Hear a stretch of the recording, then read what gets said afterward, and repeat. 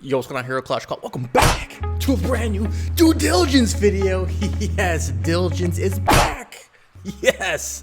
And we're going over the twins. Highly requested to knock out the Voiders. So this week and next week, we'll finish up the Voiders. Let's go. So with that being said, sit back, relax, thumbs up, subscribe, and pay attention because the twins is very, very important when it comes to your Hero Clash journey, even as a free-to-play player. Okay, so that being said, the twins... Soon from the slumber, they shall wake up. Boom!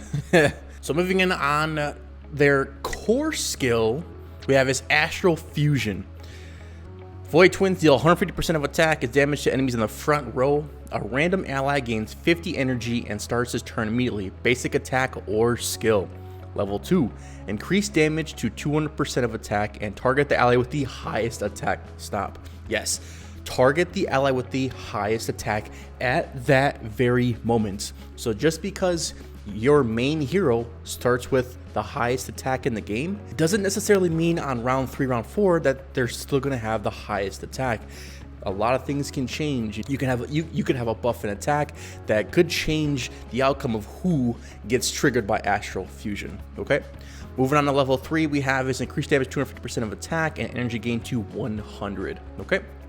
Moving on to the good old Nebula of Creation, we have Void Twins activates a barrier, healing themselves and the ally with the lowest HP or 5%, and when an enemy launches a basic attack or casts a skill. Level 2, 7%, level 3, increased healing to 9%, and then level 4, which is 9 legendary relics, increased healing to 11%. When the target's HP is below 50%, increase healing to 50%. When the Void Twins activate a barrier, increase armor penetration of the ally with the highest attack by 15. Wow! Jeez, I did not know that. 15% armor pen? Yo, I might have to get her to 9 legendary relics, just saying. Moving on to Planetary Destruction. At the end of the turn, Siren Mirror deals 20% of the damage they received in the previous turn to all enemies. Cannot exceed 1500% of their attack, and it can stack. Okay. Increased damage to 25% of damage received in the previous turn. Level 3, increased damage to 30% of damage received in the previous turn. Okay. Now moving on to Superposition, we have his Void Twins increase the attack and armor of Astral Fusion's target by 10% for 3 turns. Level 2, 15%. Level 3, 20%. And level 4, increase attack and armor to 25%. So if you ever, with Phoenix or Sophia or whatever, they're going to get a 25% buff in attack and armor when you have 3 legendary relics. Level 4, cake a doodles. Okay, I do find Planetary Destruction very, very interesting. It's extremely hard to capitalize on this attribute of the twins. However, we'll go over that in a little bit. Moving on to talents. Now, what would I choose? I think they're 100% a defensive type hero. And I'm going to have to go with Esper Shield because you're going to want to get that shield, that 25% max HP shield that lasts for 2 turns. I think that's key. I think that is clutch. And the longer the twins go, it just is better. As long as you have a main attacker on the field plus the twins, you might be doing double attacks, just saying. Moving on to Mythic Talent, I'm going to have to go with good old Selfless Protection, or you could go for Vital Armor. One of those two, depends on what your game plan is. Selfless Protection, protect the ally with the highest attack and heal them for 50% of HP at the end of the turn. I think that one's clutch, really is. And if HP falls below 30%, instantly heal them for 300% of attack. This effect has a 3-turn cooldown, so pretty much probably once every game, if you want to make it around 6, which is extremely rare. Or Vital Armor. It just depends on, you know, what kind of setup you have going. 6% damage reduction stacks up 5 times. It's not really a game changer. You know, if you're going 4, 5, 6 rounds, then I could see Vital Armor being good, but it's very rare that you're going to have some type of hero survive, especially when someone has Sophia or Phoenix or, you know, Dragonic or something. It's extremely hard to utilize Vital Armor. Okay, moving on to Transcendent Talent. Now, I'm probably going to go with either Violent Recovery or Cathexis. The reason why is because if there's a lot of, you know, debuff heroes such as the snake that can charm, which is Cecina, or you have the sheep that stuns, or you have GOT that stuns, and I would probably go with Cathexis because if the twins are stunned, it's pretty much a wrap. They're pretty much literally useless, you know. So I would definitely do that. Yeah. I'd probably stick with this more than Violent Recovery, but if there's not any debuffers on any team, then I would go with Violent Recovery. Let's go. Okay. Moving on to Eternal Talents. Now, I think Rapid Circulation is the best because after you launch an attack, gain 20 speed on the next turn and have a 20% chance to take another action. That would be absolutely phenomenal. So, you know, and one of the key components of the Twins is speed. Yes, you're going to want the Twins' speed to be up there, but you don't want it to be higher than the main attacker on your team. We'll talk about that in a little bit. Okay, so Rapid Circulation. Now, moving on to runes, let's go. What do you choose? There's so much to choose.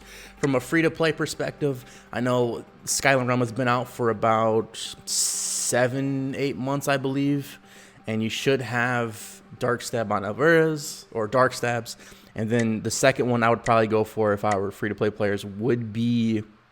Where's it at? Phantom. I think Phantom is clutch. I'm going to call that a free-to-play rune right now because after the next month of Skyline Realm, you should have 4. And I would definitely pick up a set of Phantom because it resists damage taken. It's very, very simple.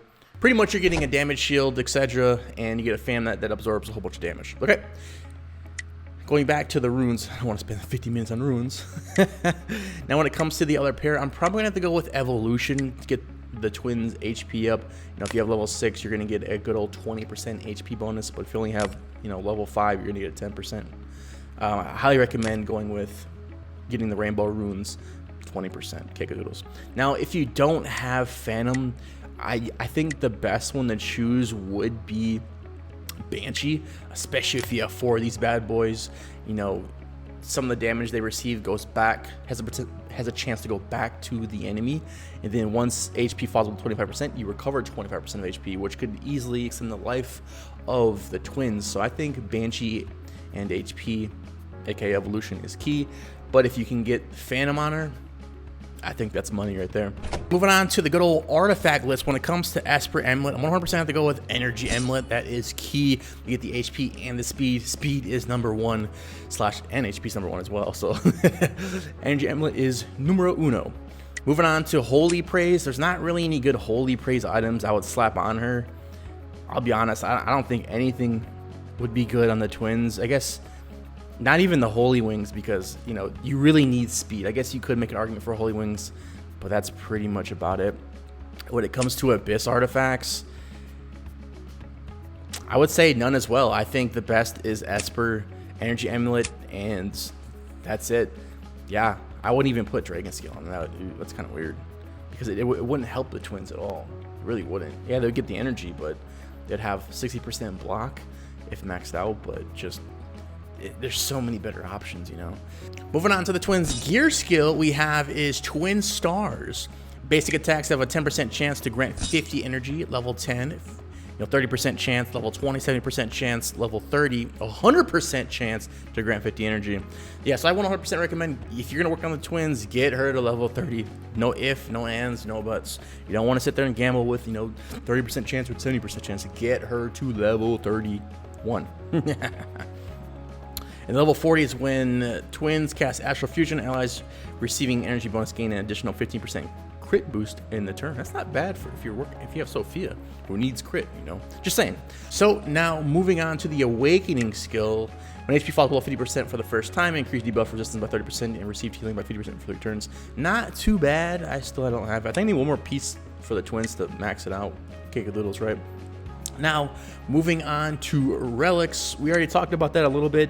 You know, at the minimum, I would get 3 legendary relics for her, especially when that event pops up, the relic event, Sacred Wheel.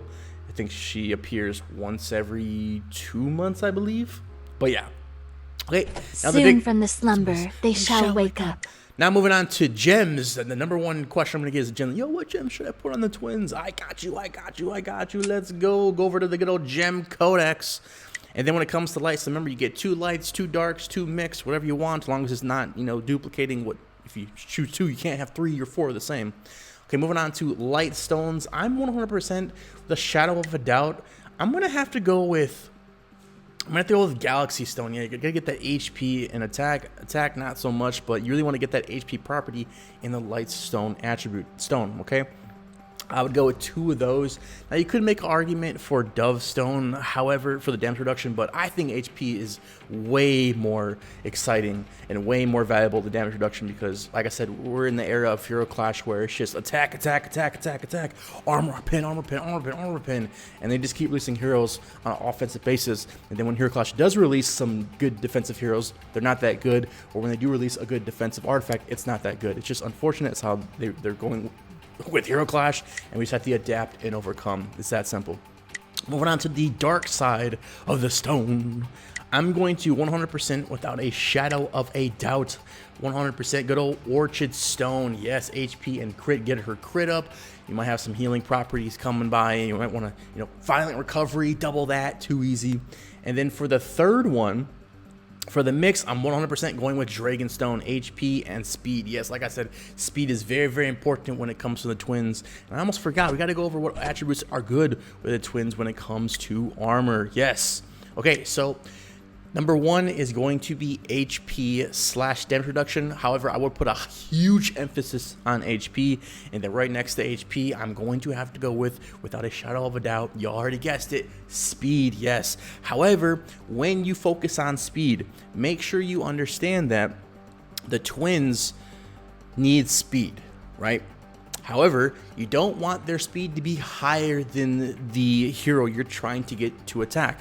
Because, one of my strategies is to use, get Dragon skill on Selena. Selena feeds energy to either Phoenix or Sophia.